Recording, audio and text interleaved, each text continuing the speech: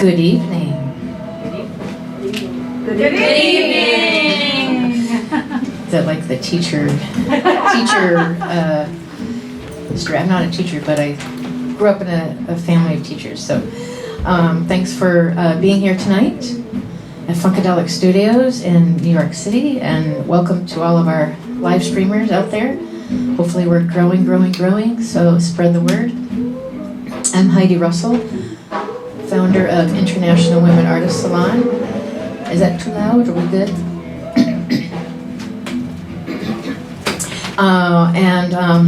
I founded it in 2008 to bring together women creatives and non-binary artists to share each other's spirits, collaborate, synergize, raise up voices of women and non-binary artists.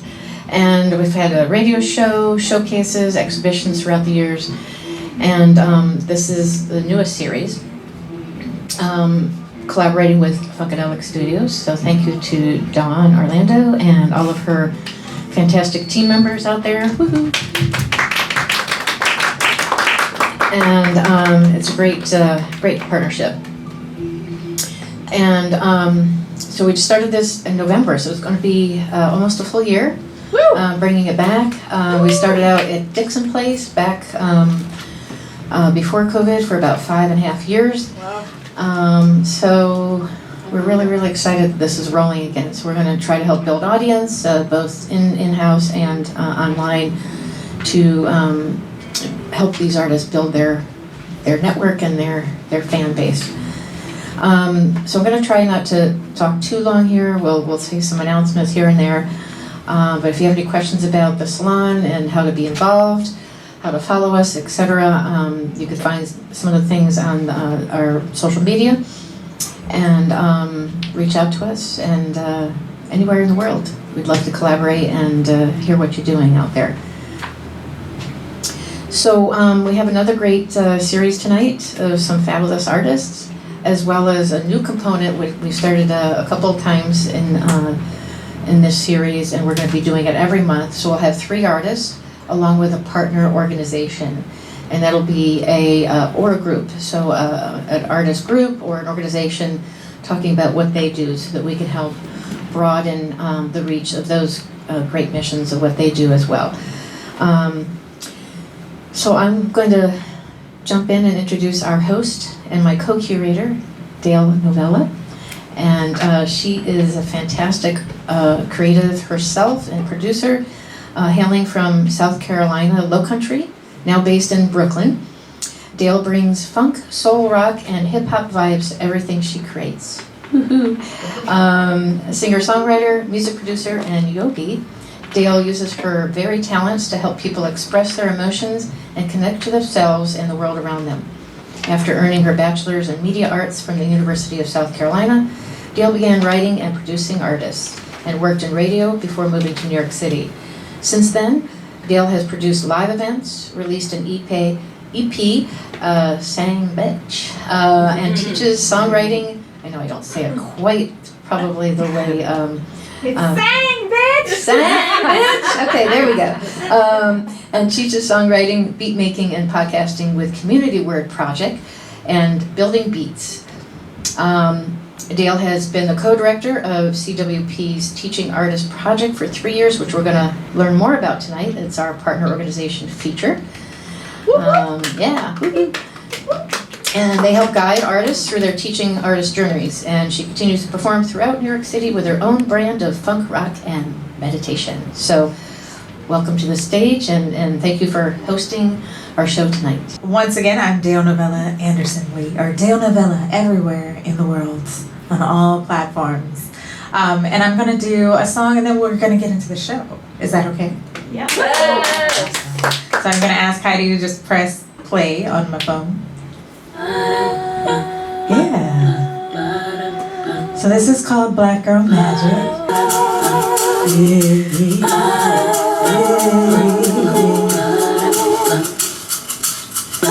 Look at these hands, they shape the whole world. You're looking at magic. Look at these legs, look at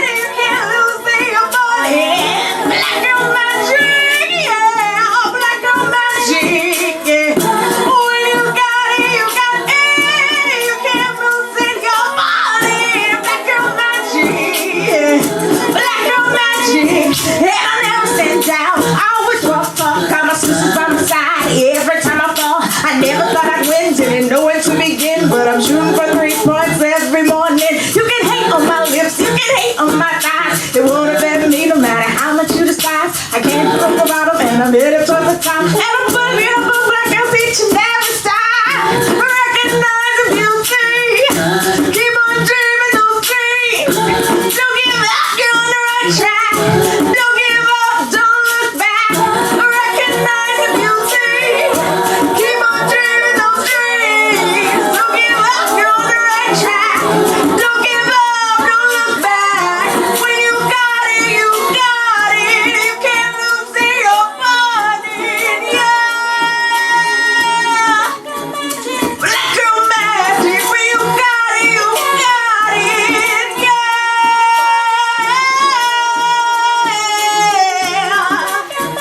Black girl magic. Yeah. Thank you. So, thanks for rocking with me. I hope y'all got a little shaking. The shaker was for y'all. And we're gonna get into the show. Are y'all ready? Yep. Can I see ASL applause if you're ready? Awesome. So our first artist coming to the stage. This is going to be a special treat. We have her set up already. I'm really looking forward to it. I hope I don't fall asleep. Jude G. Barucha. She says, I began my Tibetan sound healing training with Maestro Satya, CEO and founder of the International Academy of Sound Healing, from India at Integral Yoga Institute right here in New York, the spring of 2018. As a guest at Embrace Alternative Therapy Studio in Plainville, Massachusetts, Jude provided a group sound bath and individual singing bowl sessions that December. And since 2018, she has repeated and completed several workshop trainings in levels 1 and 2 with Maestro Satya in New York City. She's continued to provide individual sound healing sessions for people to bring deep relaxation, stress release, and healing. And for the past several years, has opened their evenings to providing Qigong and singing bowl meditations for Word Shit, a monthly poetry event in the village. So check her out there. You can contact Jude at yogijude@yahoo.com. She's available for private sessions, for organizations to book, so on and so forth. And also, yes, group sound baths for all. So please check her out, and then we're going to get a little taste of what she can do with a nice 20-minute sound bath to cleanse our palates. Now I'll bring up Jude G. Barucha. Thank you so much. Welcome. You can hear me like this. So I also do some Qigong. I've taught yoga many years. So I would like to just have us reach up, just as a way to lift your rib cages off your pelvises and to lengthen your spines, to lift your spirits. So look up and reach up for higher heights into the heavens. And then keeping that lift in your body and in your spine, let your arms just flow down and feel how wonderful that feels, to make some space between the vertebrae. Because you loved it so much, let's do it again. Just breathe in. And now turn the palms towards the heavens and the ceiling, and like you're pressing the heavens open, stretch out, reach out. Yes. Lifting your palms up, doesn't matter what hand. In one hand, place your past judgments, and in your other hand, place your future worries. And as you bring your palms towards each other, let them just tumble to the earth, so that fingertips together and feel that heat and the energy. Bring it to your heart, to presence your mind and yourself in this moment, so that we might be open in our hearts, open in our minds to hear and allow the waves, healing sounds penetrate and relax us. Just take a moment, and you can let your arms come down by your sides. Good. So there's nothing required of you. Keep that nice lift in your spine if you can. You can feel your sits bones on the chair. You don't even need, unless you do, of course, the back of the chair. But once you like a tripod, pile your vertebrae up. They quite have their own internal strength, very natural with no strain. You can close your eyes, you can just enjoy this journey, and I will sound the tincture bells at the end, like that. So you'll know that you can open your eyes when you hear this at your own timing. It'll be a signal that the journey has closed. Is the door closed? Yeah. Okay. So we will do the best we can. If we have our own internal focus, it doesn't matter what's going on around us. Just enjoy and stay with your breath. That really helps. So notice your breath flowing in and out.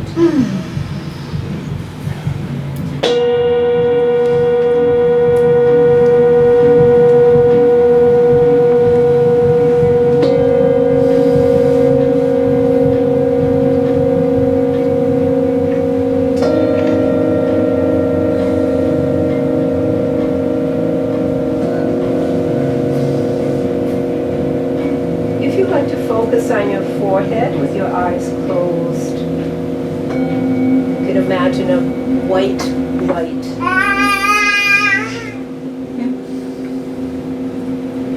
Babies love the sound of words. That's a coo of delight, I'm sure.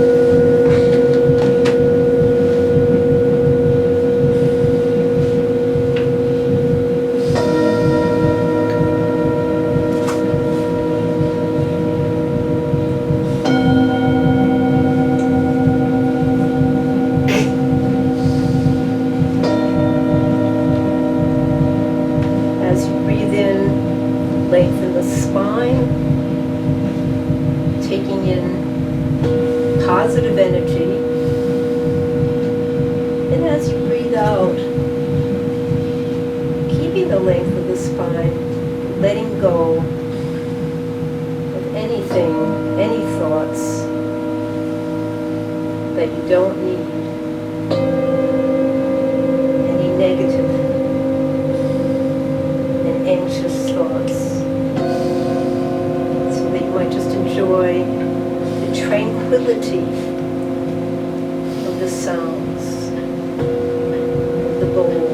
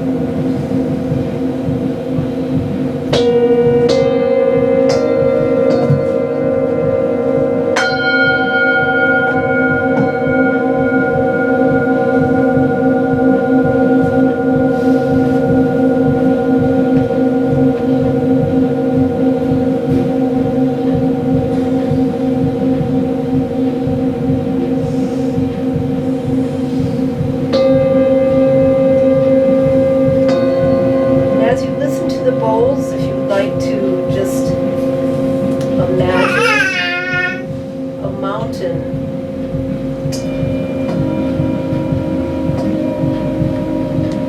Not a large mountain, but we're just going to take an easy stroll through the grass.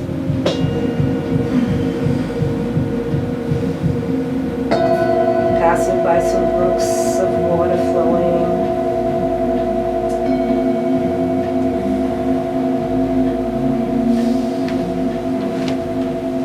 Calming our spirits.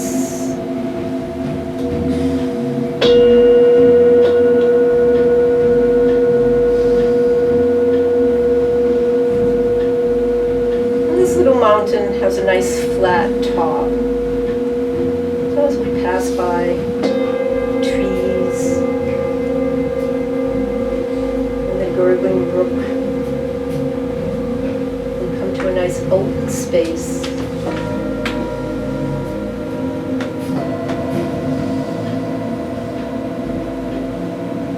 We can see 360 degrees around us.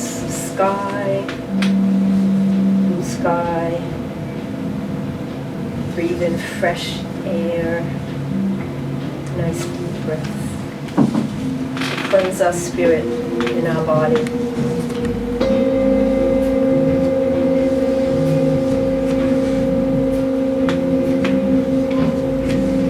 Just enjoying this moment.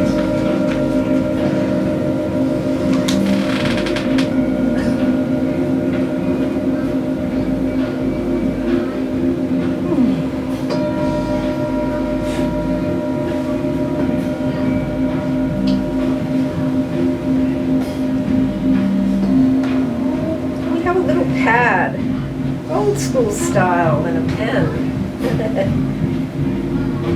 I just want to sit down and maybe jot a few observations. What thoughts might come to mind. And let them go on the paper.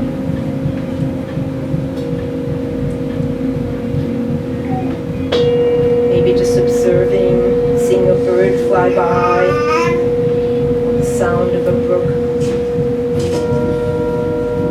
or nothing at all, no expectations.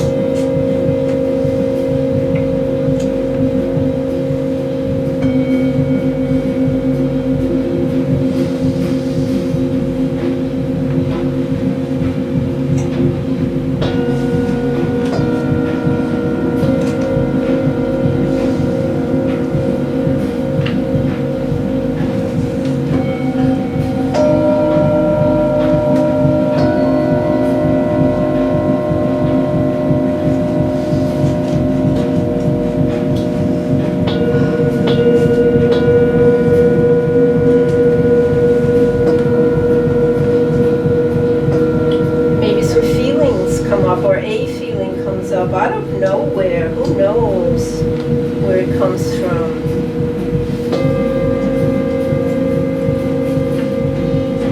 You can put it down in the notebook and leave it there.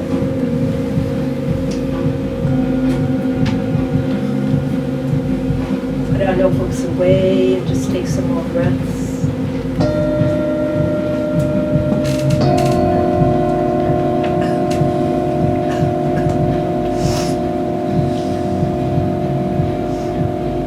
Stretch and stand up. It's getting a little cooler there now. We might want to make our way back down the mountain.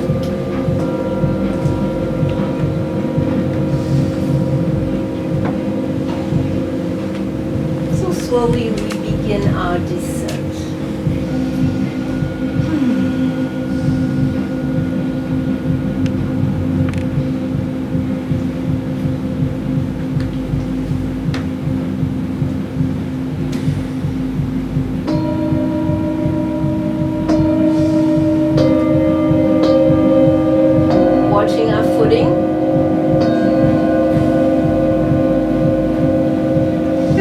one foot after the next, one step after the next. Easy does it.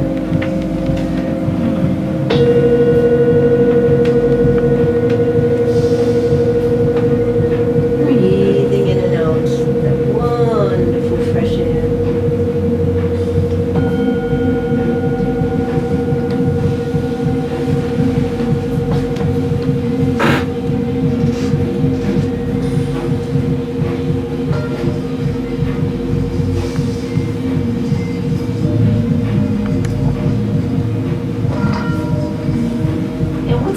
Oh, a deer right across our path and a bird fluttering above.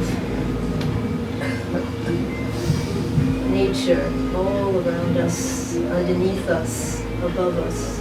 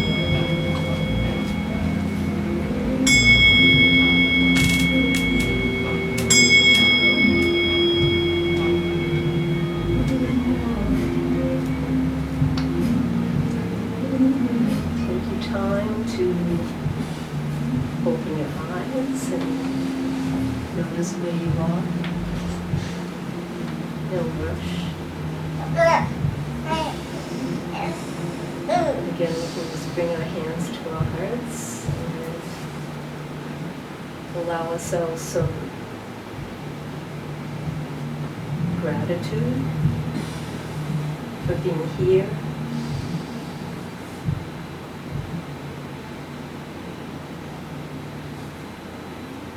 Thank you very much for participating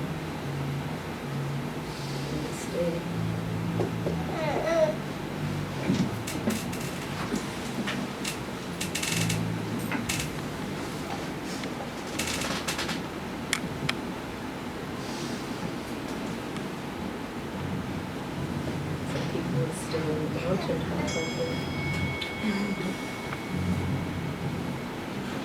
We could just stay here forever. Right. And we put a serenity in the room so that now we can, the room's energy is open, our minds, our hearts are open, and we can enjoy the words that are to follow from our fellow artists. Thank you so you. much. Thank you. Modes of healing, therapy. Sam was just talking about bibliotherapy. Yeah, so like therapy through books, reading, writing, things like that. Give it up one more time, or a round of applause or a snap for Jude. If you enjoyed it, please book her to do a private bath for you or your organization, or email her about where's the next thing she's going to be. So once again, her email is yogijude@yahoo.com. That's right. May I just say one thing? The different private or individual modalities, I have 3 different sets of bowls that are handmade each by 3 people for specific tunings and tonings and vibrations to address like joint pain, trauma, aura cleansing, chakra tuning. So just to give you an idea of the modalities that are available. Thank you. Okay. Yes, lovely. So we are going to gently turn to our next artist, who I have the distinct pleasure of introducing to y'all. So her name is Libby Mislan.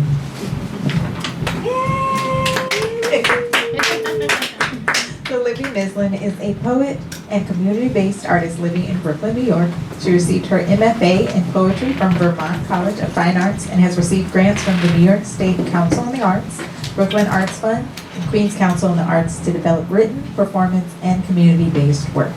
She teaches poetry in New York City public schools for like 18 different orgs and is currently an artist in residence with the Lower Manhattan Cultural Council's Arts Center residency program on Governor's Island.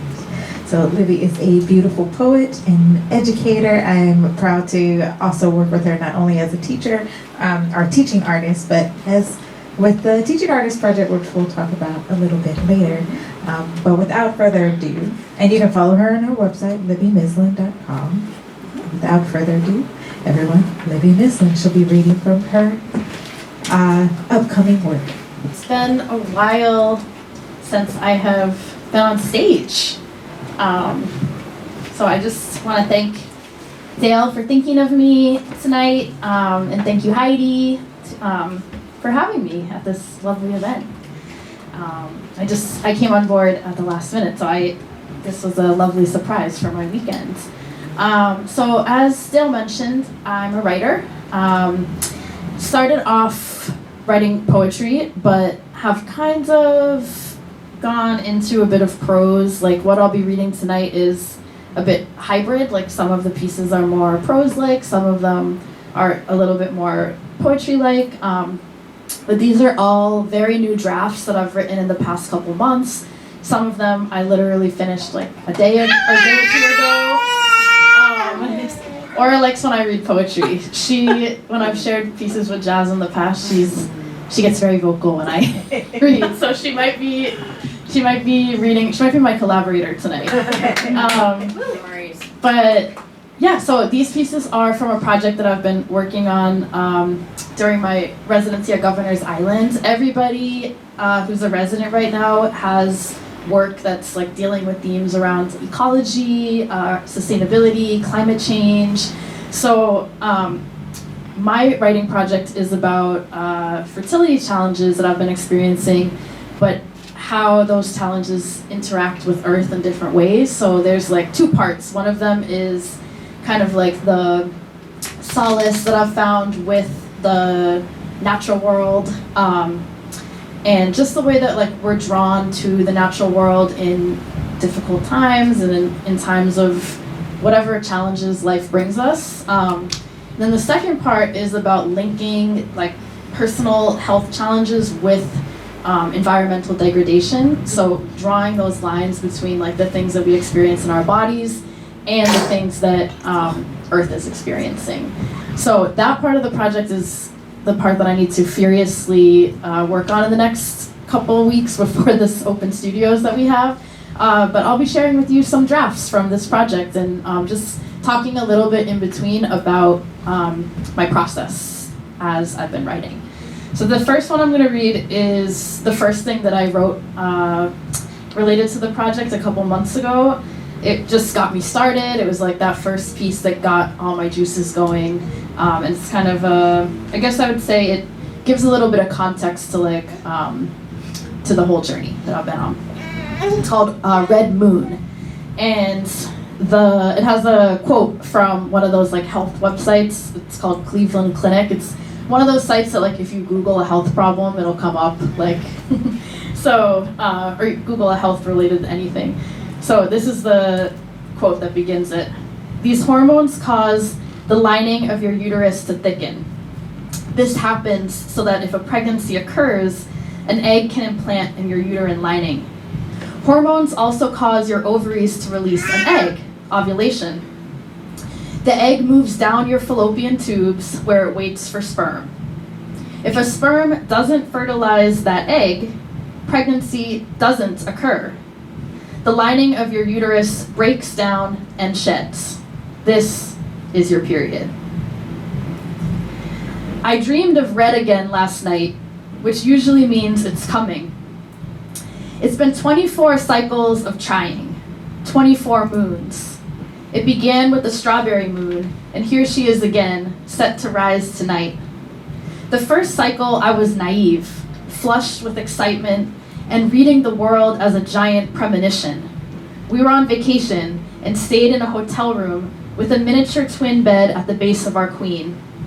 At a night market, we posed at a gimmicky photo op, a canoe with a painted backdrop of Monet's gardens, and there was a small girl who insisted on staying in the boat with us, ending up in our picture. Children seemed to appear everywhere, doing the Macarena during summer camp drop-off as I walked to the pharmacy for a test.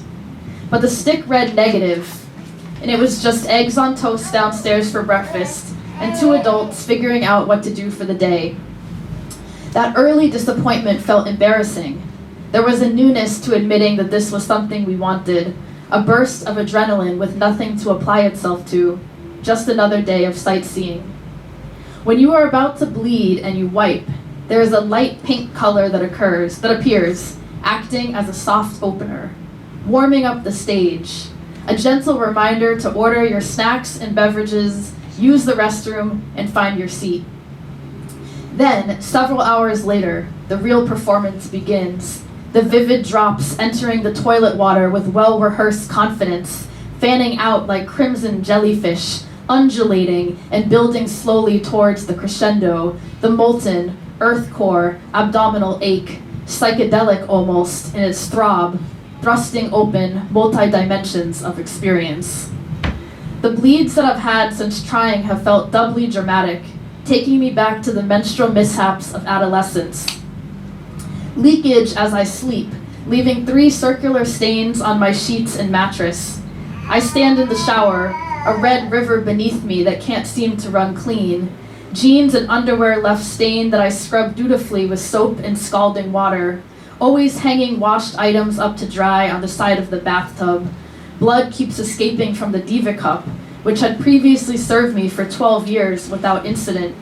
When I release the cup's contents into the toilet, it moves excitedly, a swift red snake, before quickly settling at the bottom of the bowl. The more I've come to see my bleed as a malfunction, the more it has become feral, unrelenting, refusing to be tamed. Today it left its stain on a fluffy white bathrobe at the spa. Though I wasn't at all worried, I've become an expert. I know how to catch it early, soap the fabric thoroughly, use my thumbs to create the necessary amount of friction, and wring it out. I left it without a trace, handled it, see, no problem, like a mother would. They say motherhood changes you. Infertility does too. I cried a few days ago while driving and listening to Keith Sweat's R&B ballad, Nobody. I want to tease you. I want to please you. I want to show you, baby, that I need you. I should get Dale to sing that part for me. I used to have sex with my college boyfriend to the song. I was surprised by my reaction. Hot, fat tears that wouldn't stop spilling. I didn't miss that boyfriend or that sex, but I did miss my old body, the one that functioned flawlessly, lightweight and carefree, always on top, my hair cascading down my back. I miss being innocent, being a girl, in the time of life when pregnancy was the thing to avoid at all costs, the biggest taboo.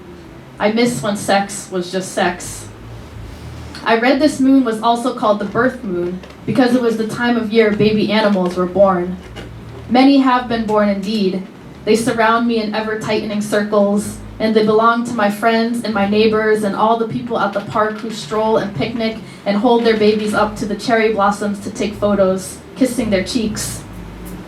Tonight at home, I finished all the strawberries in the crate just to mark the time, 2 years. There are no words anymore to provide consolation, which is why I mark it alone.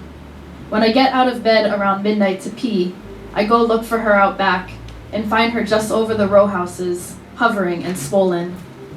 Red roses climb over the fence from next door and the air is warm. June is my birth month. I came into the world so quickly and enthusiastically, they had to tell my mom not to push, lest I would slide out before she was situated. Now my womb cramps and sheds. I stand here humbled under her light.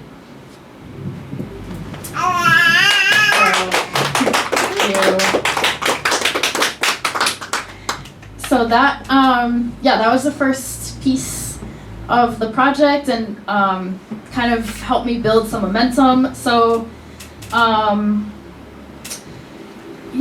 I guess what I would tell you about the next piece is there's a few more in that section that are kind of like more context for my journey, like just going through different experiences of loss, and then I get into this other section of the project, part 2, which is kind of like about this experience that I came to describe as widening, this kind of like way of immersing myself in the natural world and kind of like focusing my attention in a way that I could free myself from this like persistent storyline or this kind of like me-focused like reality.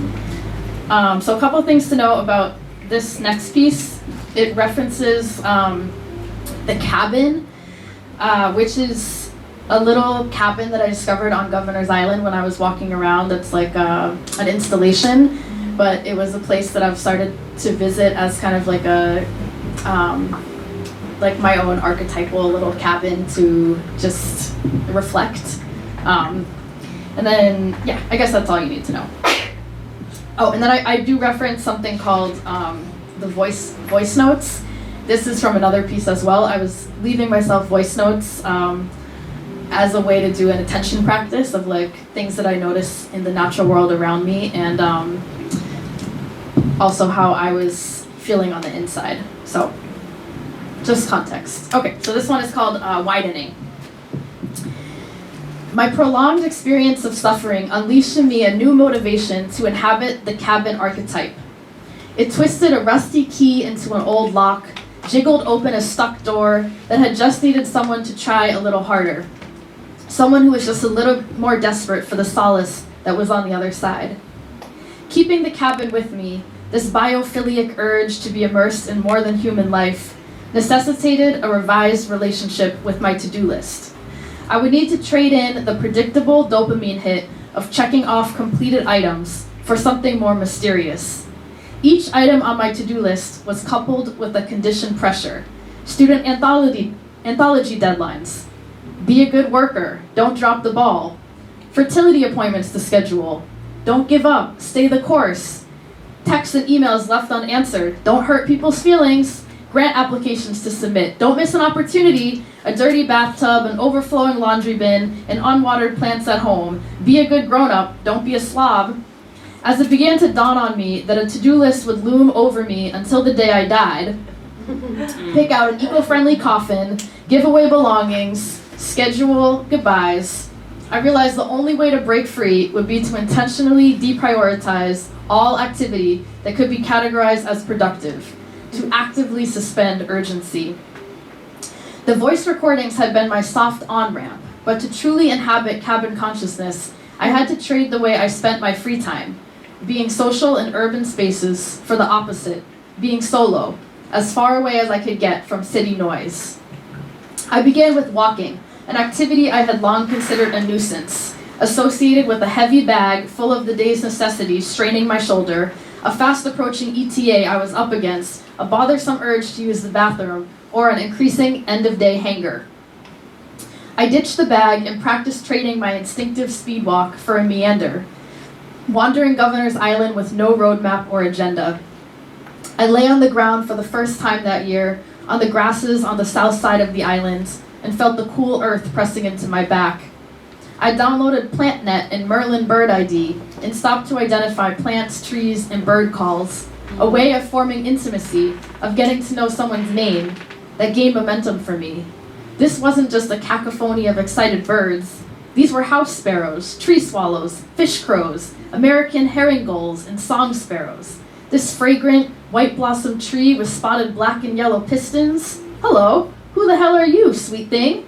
My fellow identifiers clustered around in curiosity, photographing the perfume-emitting flowers. It's saying it's a southern catalpa.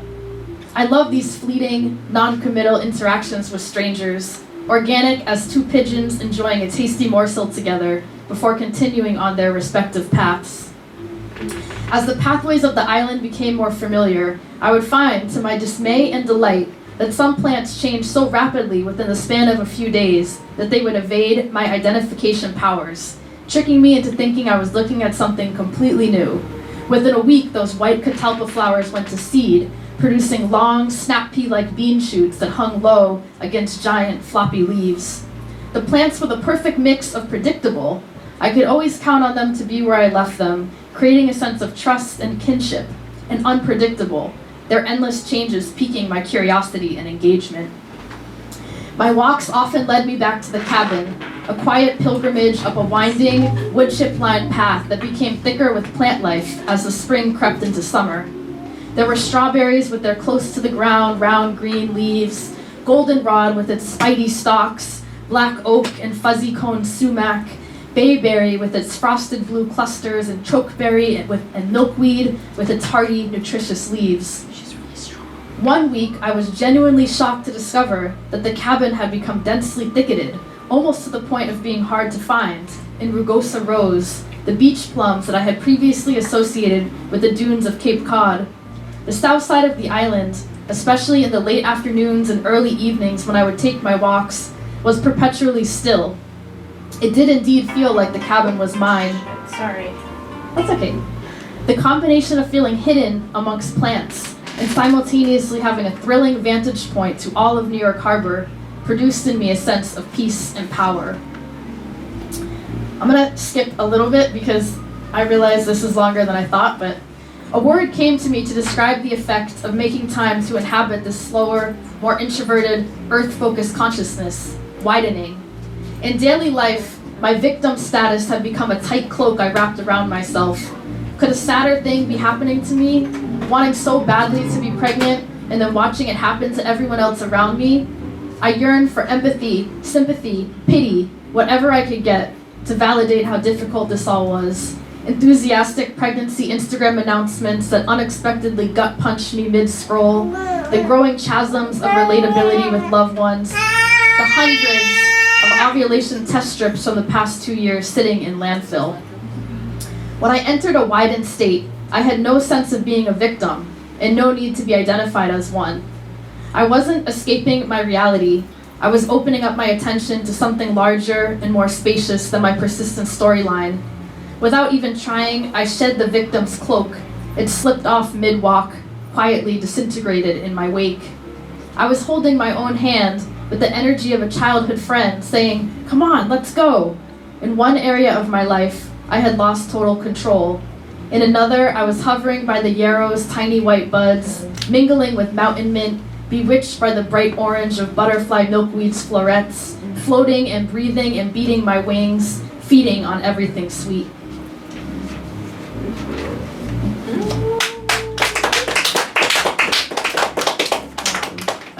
first time I'm reading these out loud, so it's good to hear them out loud. It's been a very private and therapeutic process, so I'm so grateful that I've had the chance to write and use writing this way. I just have a few more that are a bit shorter.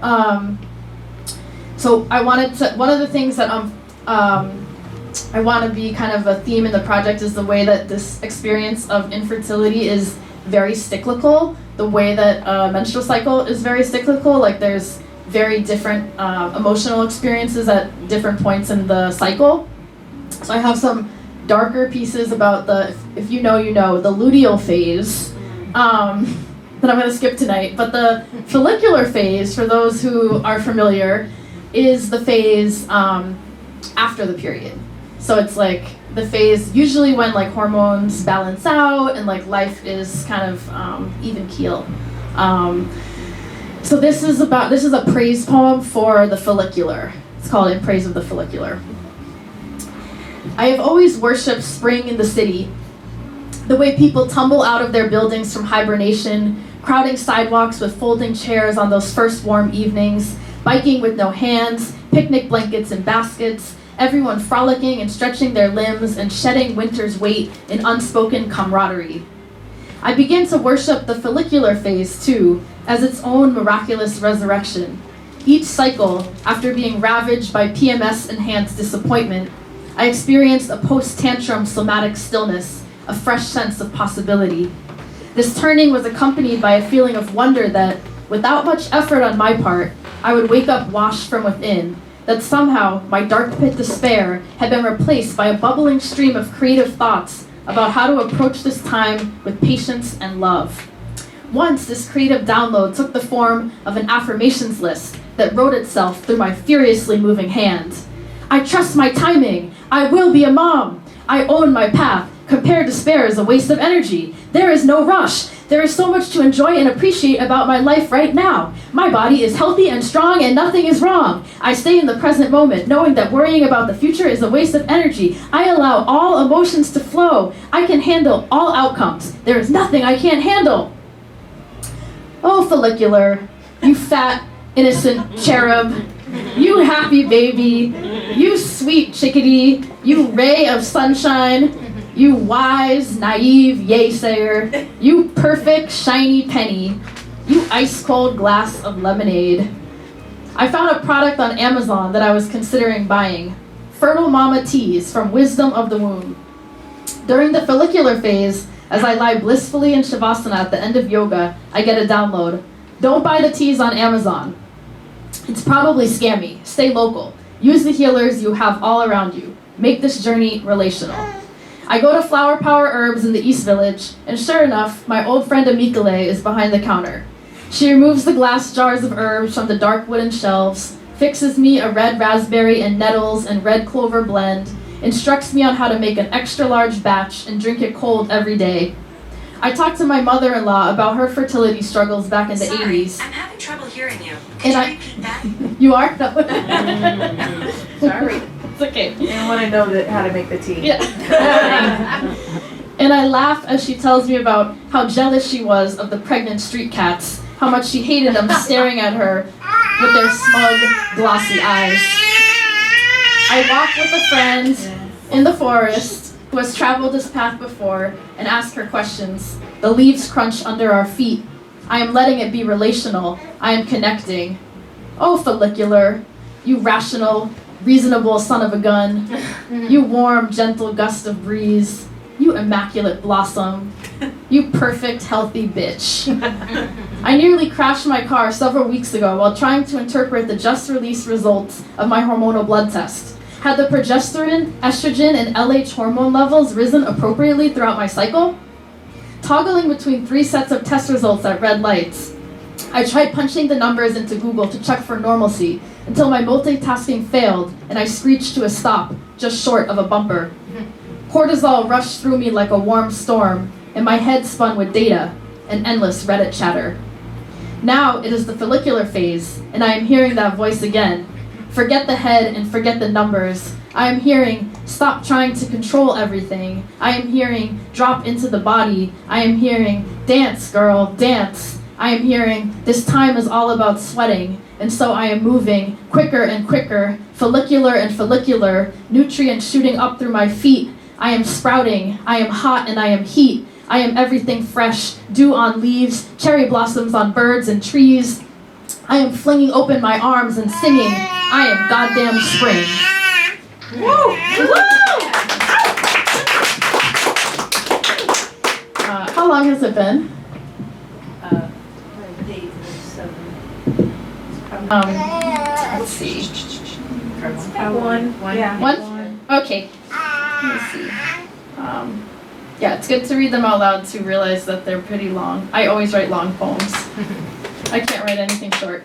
So the last two are just a little bit more, or the last one that I'm going to choose of these two are more about widening and my experience with that. So, okay, I'll try this. Okay, this is called biophilia. I am gorging myself on wine raspberries from the ripened bushes along the upper Hudson, filling my palms in my mouth, the distinct and ancient pleasure of harvest instantly becoming feast. I am watching the swimmers in Onteora Lake, where the old upstate hippies come for their evening soak. Moving so slowly, this isn't exercise, but rather something else, equally beneficial to health. A temporary disappearing act, their bodies slipping into the rich velvet womb, tree reflections playing on the water's surface. I am walking wide-eyed with E in the red rock forest, amongst pines, junipers, sycamores, and oaks, talking about things we never talk about on the couch at home, like how all we want is to pay better attention to these trees every day of our lives. I am coming up on a shallow creek, where the water makes splashes of quivering light on the walls, and tiny yellow flowers grow from the rock cracks. I'm taking off my hiking shoes as butterflies swoop and chickadees call, and wading down creek until there is a pool deep enough for a dip. I am riding the ferry at sunset during the first weekend in July, and as the boat builds speed, there is a collective gasp at the wonder of being hot, tired cogs and being spat out and seeing from a distance the whole glorious, pulsing, lit-up machine.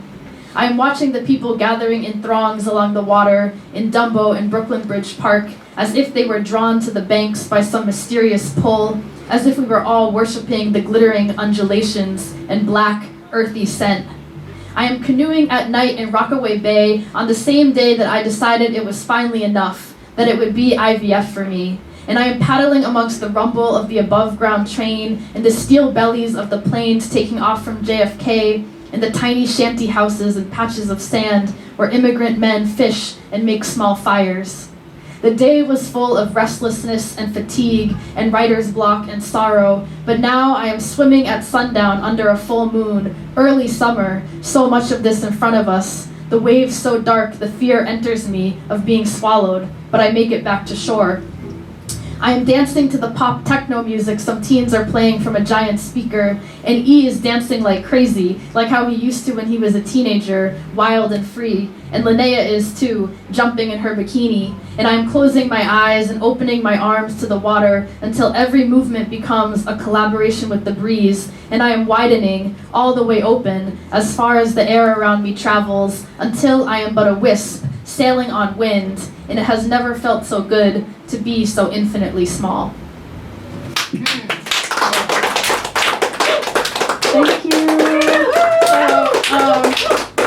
Yeah, that's all I have for tonight, but I have an open studio on September 27th. It's on Governor's Island. It'll be me reading some work, maybe hopefully newer stuff that I can write in the next couple weeks, and 19 other residents who will be sharing their work too. So if you're interested, talk to me and I'll just give you the link or something. Awesome. Thank you again for having me. Yeah.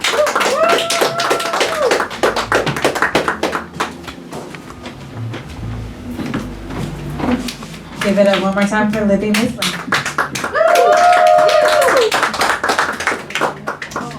All right, how are y'all feeling? All right. Has everyone had a cookie?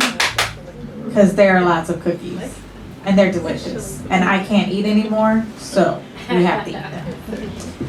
Also, we are live streaming, so if you are clued into our Facebook page, please share it onto your page and let the other people see the wonderfulness that has been happening tonight. Are you ready for your next act? Woo! Yeah. All right. And I see a few of you got cookies after I mentioned them, so awesome. So, Dorothy Friedman August. Dorothy Friedman August is a widely published award-winning poet and editor. Has won 2 New York Foundation of the Arts fellowships and most recently an Acker Award. She was nominated for a Pushcart Prize and has published books and poems in the U.S. and England. And in such publications as Partisan Review, Hanging Loose, Orbis, Tribes, 3 unbearable anthologies, California Quarterly, The Village Voice Downtown, The Helen Review, Downtown Poets Anthology, Big Bridge, and numerous periodicals and anthologies. Whoa. Her most recent work was published in Tribes Anthology, Many Mountains Moving, Mudfish, and Then, and Bowery Poets Anthology. She's editor of a zine, White Rabbit, and you can follow her on Facebook at Dorothy Friedman, or email her at friedmandorothy@gmail.com, and she'll be reading from L-Shaped Room, a lesbian feminist poems. Welcome, Dorothy. So I'd like to dedicate my reading to all the women that I have loved, including and most importantly my friend Carol. And it's coming from the L-Shaped Room, my book. How I was born. I was born gnawing at my own flesh and ripped myself from society's womb with bloody fingernails. I was born with a man crashing his fist down on me. I was born encumbered by compulsory sterilization's attempt at population control and gender normalizing. I was born in the shadow of the eugenics movement and shock treatments and the final solution. I watched my father in the 50s shocked into being a nice Jewish man, his voice frozen in his throat. I was born controlled by strange hands who held me down at Welfare Island. I was born in a loony bin among misfits and lunatics. I had no mother, so I bought one. At the lottery of missing parents. What could a creature like me become who wouldn't say the Pledge of Allegiance? They tried to condition me to be a good Jewish daughter, but I'm not really sure if I am a man or a woman, black or white, George Floyd or Breonna Taylor. But in the videotape, I am a voice that won't stay shut.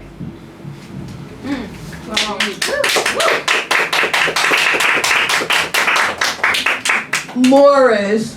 We used to deliver sex hidden away in a room, shackled to the Bible. The convention was to admire paralysis and recondition the old patterns with French, the mind trying to prevent the natural response of the nervous system. No one wanted to go against nature and God. You won't faint, I told them one night. Be more enlightened, less of a fanatic. Stop arranging our pubic hair and pay us. None of the men listened. She has a squeaky voice, they all said, and will be more enlightened by a second child.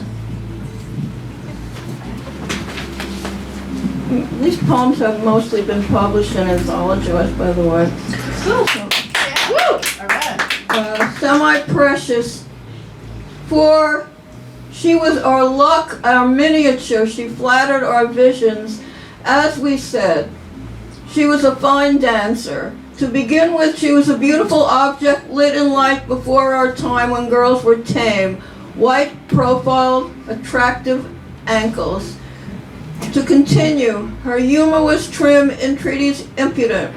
She was incurably alive, if not a person. More of a siphoner, if not more. Similar, if not more than automatic. More than self or allegory. Perhaps symbol for and stand-in.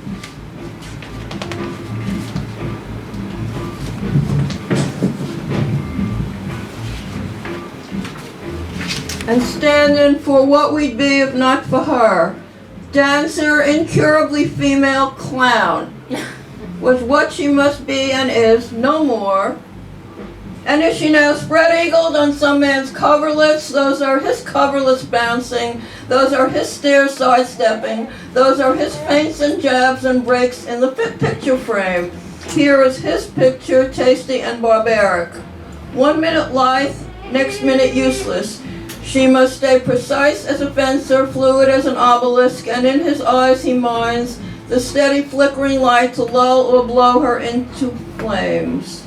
But always the light was his lock, his stone, his key, before, when girls were tame and lit in light before our time.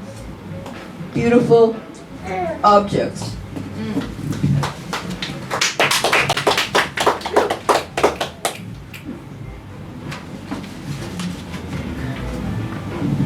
The most wanted picture.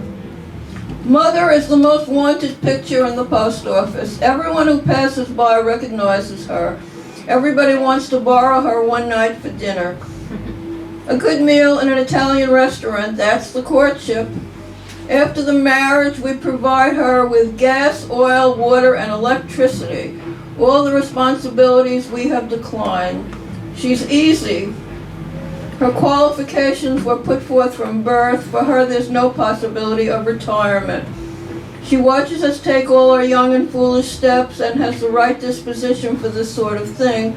She watches us go anywhere, having gone nowhere. Going to sleep, she will cross and raise her hands above her head so that it will look as though she is flying for herself.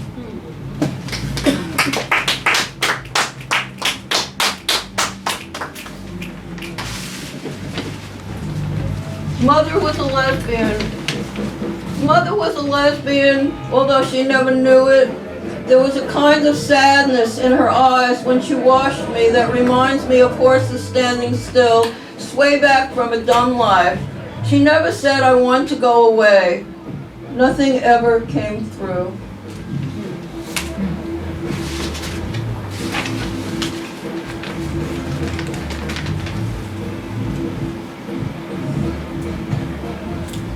When lesbians are ripe, some myths about lesbians.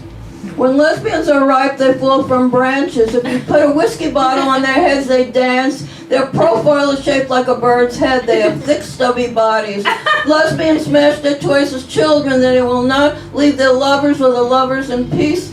And their mothers, they are not to be reasoned with. They slam their doors. Lesbians go out into the street. They are corrupt and ambiguous. They fly south in squadrons and are much unsettled by the wind. They have messy hair and dirt in the complexion. Some people say they eat lizards for breakfast and have 2 rows of bony plates on their backs like stegosaurus. Some say they wish they were all married. But the lesbian response is, you know those plates get heavier all the time. We used our 4 spikes and our tails to keep attackers away. We learned to eat lizards.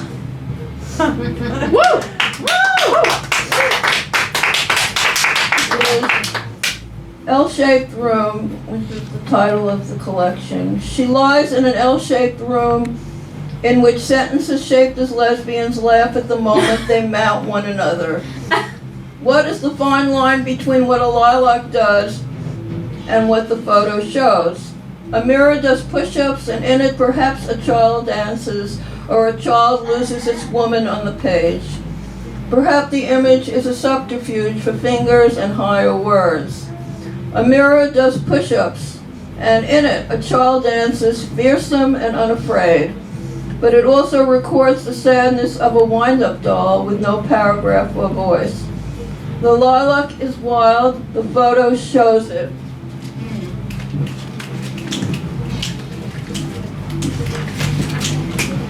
It grows in an L-shaped room, its leaves shaped as lesbians who mount the moment and laugh.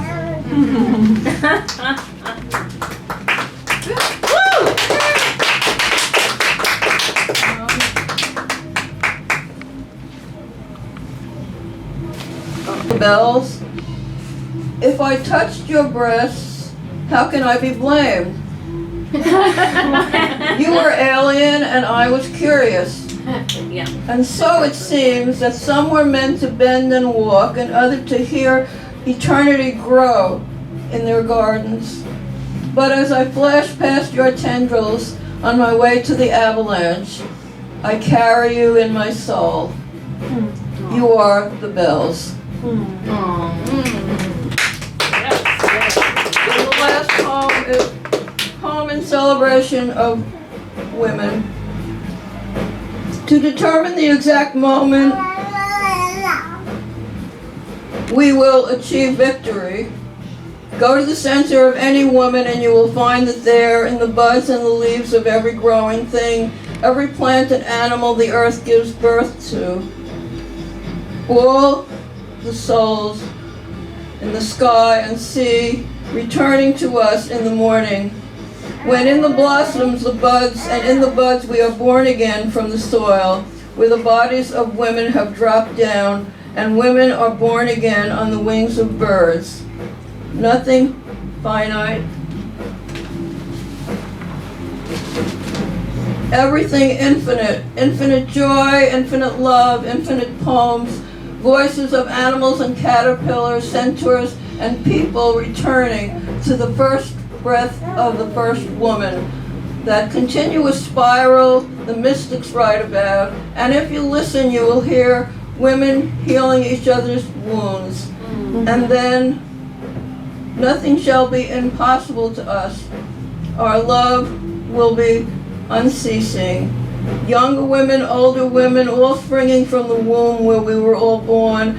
And so women and women come 2 by 2s, and when these women are gone, there will be more women sprouting from the womb, sprouting from the earth, perfect and imperfect women, heart and heartless women, lawful and lawless women, every mother, the mother in every child, the child in every woman.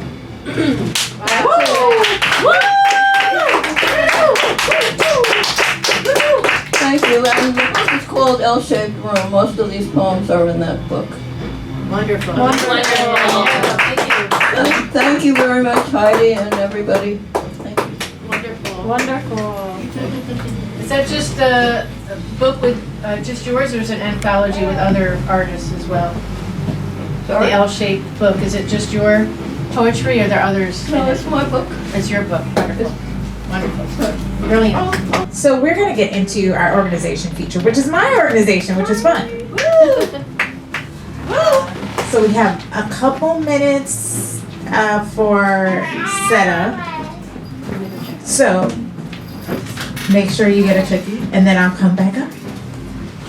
Parent Organization Community Work Project. Please look us up, buy a t-shirt, or just give us money in general.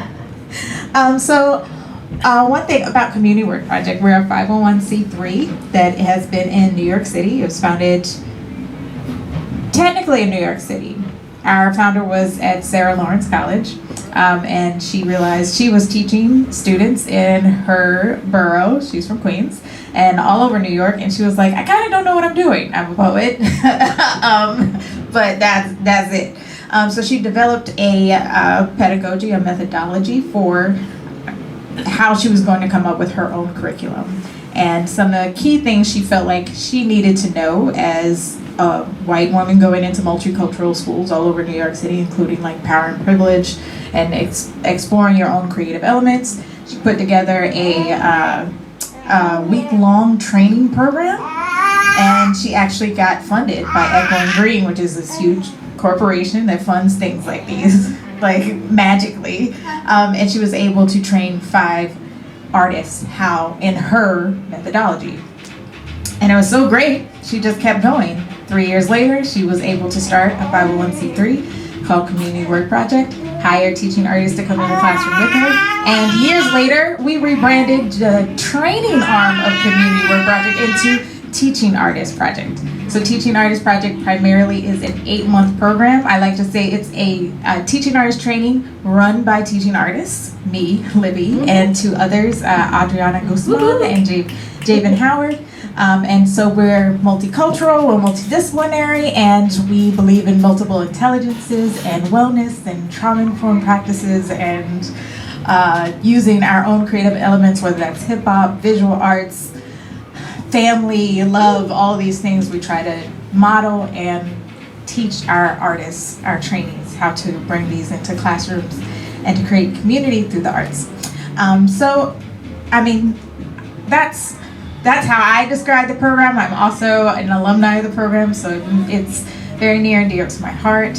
But I have a video here from some of our alumni, so they're going to tell you what they think about the program, and you can see some outtakes. This video is from about 2020, but it's a pretty good picture of what we do for our 8-month program, and then I'll tell you about the other things that we do right after.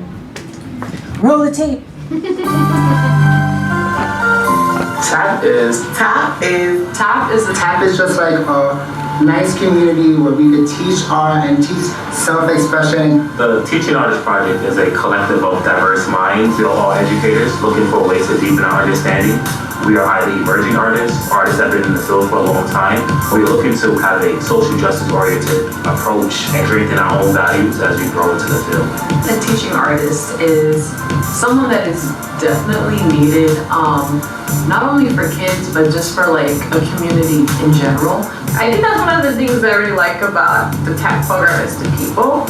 It's not often you sit in a classroom and you learn from the students, you are learning from the teachers. But in the TAP community, I learn from everybody like me. And when we see each other in the hallways, we're so excited.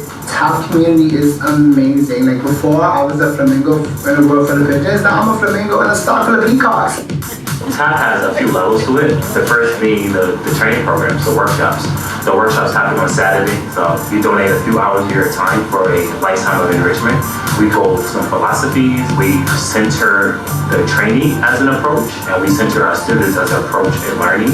And that is where we kind of lay the foundation down for what it is to be a teaching artist, where you think about your own techniques, your own art forms, your own creative elements, and position them in a way to make the most sense and impactful for yourself. So that is a little bit about Teaching Artist Project. So that's, of course, graduates of our 8-month program, but we also do custom training. So we go to orgs, we go to universities, we go to different schools, and we give trainings on all the things that we do during the 8-month program as well. And we try to customize that for the orgs that we work for, or that pay us.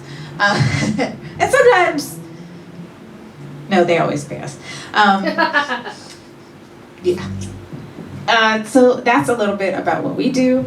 We also do elective series that is primarily for our trainees and the teaching artists that work for Community Work Project and our partners with the TAP Alliance, but we do open them up to the public. So if you are someone who's interested in teaching artist skills, you can join any of those workshops as well. We post them on our website and on Eventbrite, and they're usually free. If there's a fee, it's a very small fee. So come through. And if you know someone who wants to be a teaching artist or is looking for maybe a career pivot, we also have people who used to be professors or were in arts administration. They go through our program or come to our workshops to pivot. So that's a little bit about us. And yeah, thanks for listening. That's the cake down. Thank you. And if you'd like to know more, you can visit, you can ask me, you can email us at tap@communitywordproject.org. And you can follow Community Word Project on Instagram. We post quite a bit. Post a couple times a day. So We got content. yes. Yeah. Awesome. Yeah, so thank you. So that actually concludes our presentation portion of the day. We usually do a quick Q&A when there's time. Yeah. So the artists that presented, if y'all don't mind coming back up, or we're going to set up real quick so that you can be nice and comfortable while I ask y'all questions. Question for all y'all, it's a very simple one. how did you get started in your current art form? And anyone can start, and you can pass the microphone. How did you get started? How did you get started on what? In your current art In form. your current art form. You share the mic so we can, everybody can hear. Did you want to start? Yeah, you can do it. I have to figure out what my current art form is, but it's been poetry, and so I guess I'll stick with that. I don't know. I just reacted to the world, basically, that I found around me. The politics that were going on, the bigotry that was going on in the 50s, for example. I wrote political poetry. With my first poems were either political poems or occasionally they were lyric poems also. So it was sort of a combination. The teachers encouraged lyrical poems, but I still won a contest in high school for a political poem. It actually wasn't that good a poem, but nobody was writing political poems. And everybody was writing about flowers and nature and stuff, which didn't interest me that much, so. Anyway, that's it.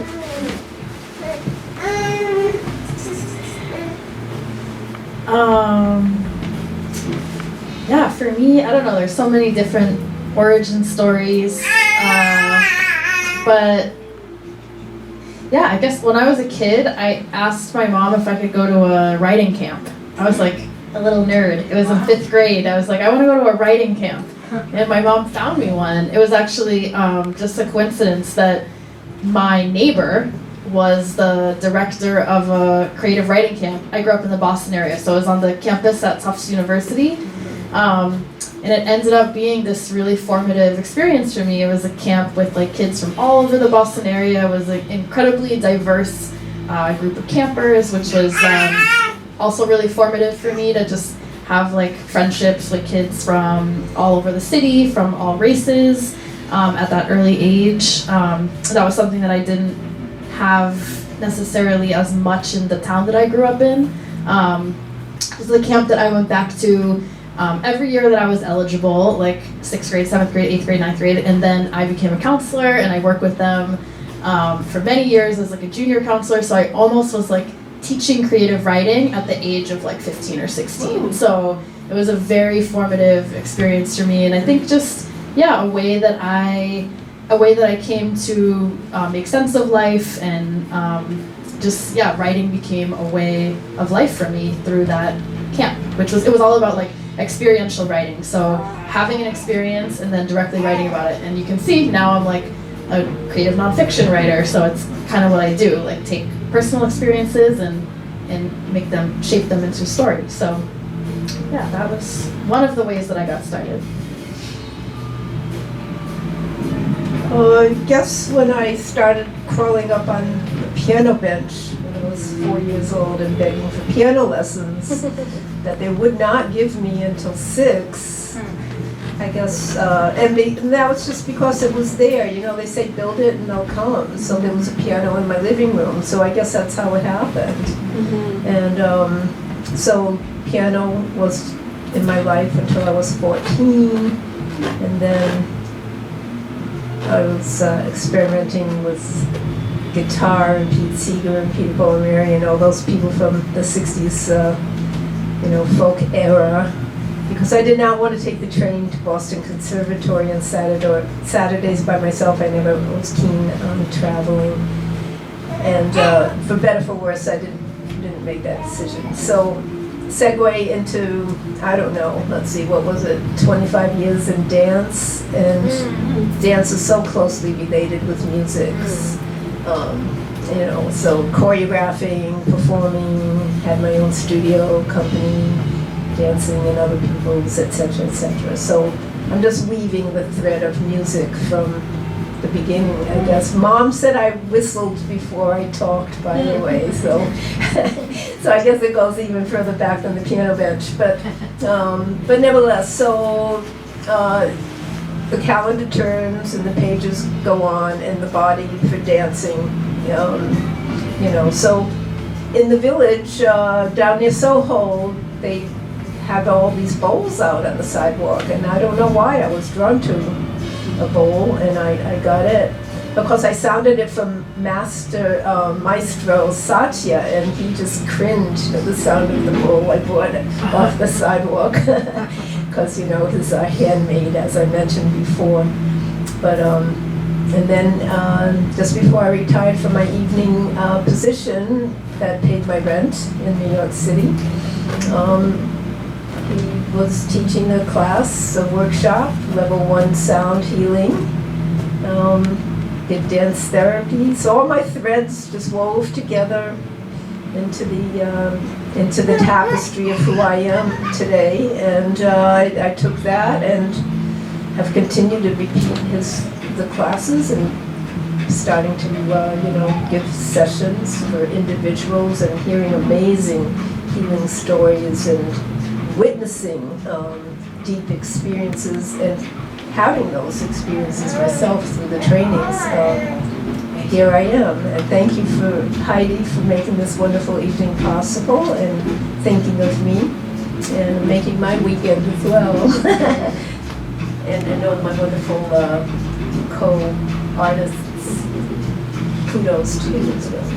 Yeah. Oh, hold on. Hold Yeah. on. We're not done yet. Maybe one more question. More questions? Okay. Yeah, it's so nice to hear like how you came into y'all's artistry, and that it all started when you were young. Because I'm a teaching artist, so I'm like, yay, arts education. There's a question that I love asking people. Libby's probably gonna laugh because she hears me ask it all the time.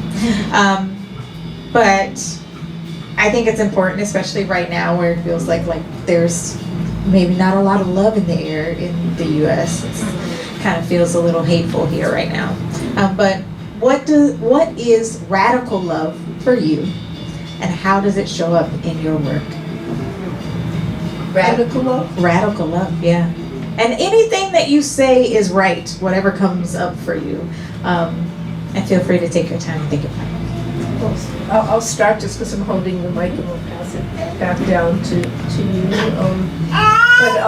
Yeah, that's another aspect of the sound healing is where the world, not just even the U.S., of course, it's rampant globally what's going on. And so healing, music has always been healing anyhow, but specifically the bowls are focused towards individual and group healing to bring serenity and moments of peace when we can disengage from the global and national events that are going on is so healing, and I feel very fortunate to have been able to plug into being able to provide this for myself and also for other people.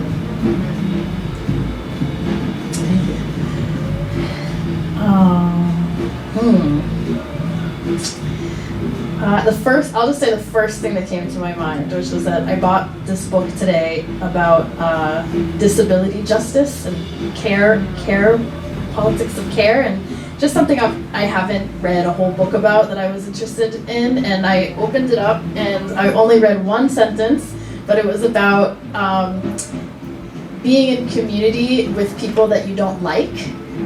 And I thought that was really interesting, where it's like, right, like, it's like radical love, I think, is not about, it's about extending that sense of love and care, even if someone's not like a perfect match for your personality, or your best friend, or, even maybe there's like a really difficult person in your family who, on one level it's like, oh, I don't like things about this person, but that doesn't mean that they're not worthy of love, and they're not worthy of like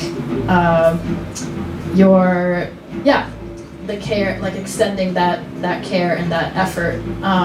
So that was the first thing that popped into my head, and then the other thing that popped into my head was like just resisting any kind of othering, any kind of tribalism. Like I just think that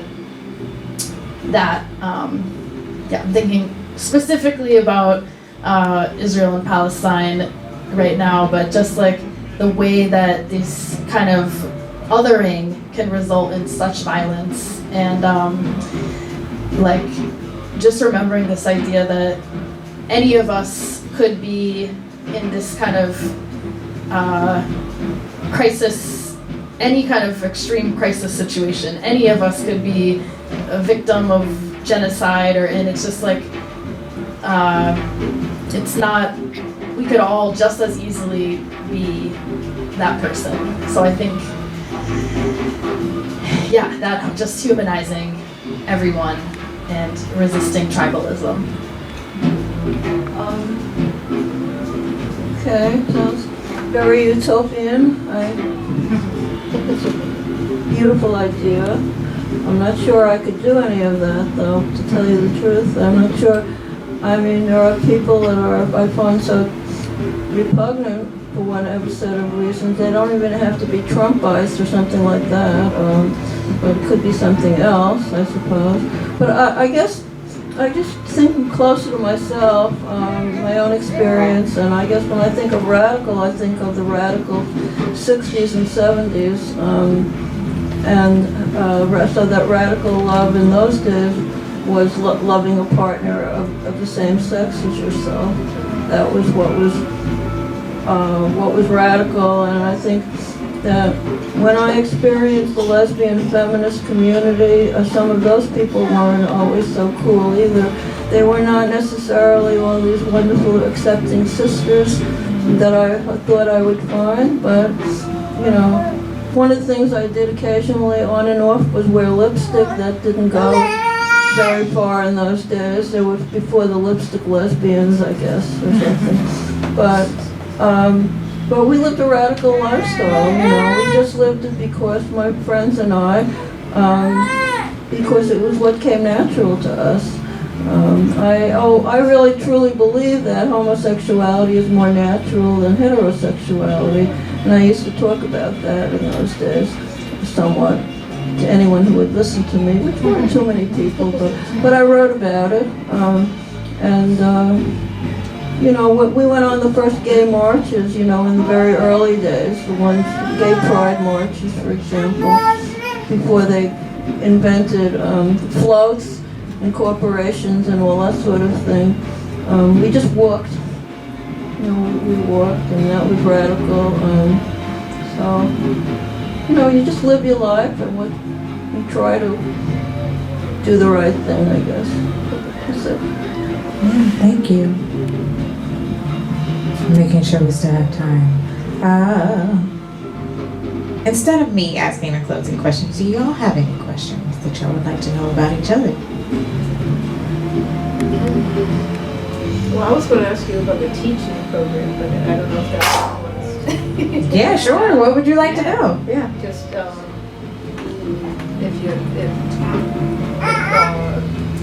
how to participate, if you wanted to participate. Yeah. You just reach out to you. Yeah, if you want it right now, we just closed our applications for our upcoming cycle. But like I said, we have some electives that are open to the public. Anyone can join, and we do a lot of partnerships with the New York City Arts and Education Roundtable. So those are public events. So yes, you email us, tap@communitywordproject.org. We'll put you on our mailing list, and we'll keep you up to date with all the things that we have going on. CommunityWordProject.org. Yes. Tap@communitywordproject.org. Yes. It's a teaching program for all, you know, for college students also, or it's for elementary? It's for adults, so 18 plus, all the way up to 100. Yeah, or Were you older. asking who we prepare people to teach? Like, if we Yeah. prepare people to teach at the college level? Well, yes, because I've been a teacher from a good part of my life in the colleges, I guess. And I teach creative writing, and I teach private workshops. So, do you train? What was it about a training program? It's a training program. Yeah, and we give our own experiences on whatever level we had. For the facilitators, most of us do teach K through 12. So those are experiences we give, but we train adults all the time. So we give that experience as well. We try, if any of our trainees have experiences outside of the ones that we have, we try to bring in those voices as well. Is it volunteer work or is? Well, it's a tuition-based program. Like I said, we do have the public electives, which are free or low cost. So, but the 8-month training program is a tuition-based program. Do you do any work with the elderly? Not directly, not yet. Not since I've been one of the facilitators of the program. I think at one point we did have like a one-off training with an organization that served the elderly. So we're not opposed to it. We just haven't had that opportunity yet. And our trainees will go on to do workshops with seniors. So, yeah. So we're teaching people how to create curriculum, and then they can apply that in a wide variety of settings. So it could be K through 12, it could be to teach at the university level, and it could be to teach adults or seniors. So, yeah. Get in touch. Yeah, thank you. Thank Do we have any questions from the audience? No? Okay. Well, yeah, everyone, thank you so much. This has been the September Music Salon. So thank y'all to our performers. Woo! Thank you for having us. And since I have the mic, I thought we could end with a happy birthday for Dale. Oh, So if you'll sing along with me, 1, 2, 3. Happy birthday to you. Happy birthday to you. Happy birthday, dear Dale. Happy birthday to you. Happy birthday, Virgo Queen. Enjoy your day tomorrow. Thank you. Virgo. 2 Virgos. Yes. Early birthday blessing. Well, I'd just like to get Dale on camera here for our live stream, and we're going to get a group picture here in a minute. But thank you so much to each of you, Libby, Dorothy, Jude, Dale. Thank you to Annie, our videographer and archivist. And again, thank you to Funkadelic Studios for their fantastic partnership here in New York City and all around the world. So do reach out to us, as Dale mentioned, anytime. Ask questions if you want us to connect you with the artists here tonight or who've been in any of the showcases in the past months. We're happy to do that. We love our fans, we love our colleagues, and other artist partners out there. So do reach out to us anytime. Get out there to see some art, spread that radical love, and happy creating out there. Thank you to everybody.